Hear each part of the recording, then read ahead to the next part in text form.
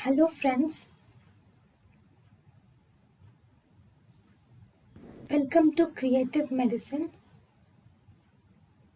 In this lecture, we will learn about Intrauterine insemination means implantation of washed semen is called as intrauterine insemination.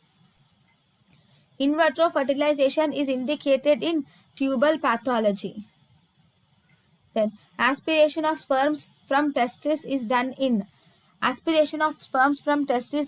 by percutaneous testicular sperm fine needle aspiration can be done. This is testicular sperm fine needle aspiration. Then thank you and thank you for watching.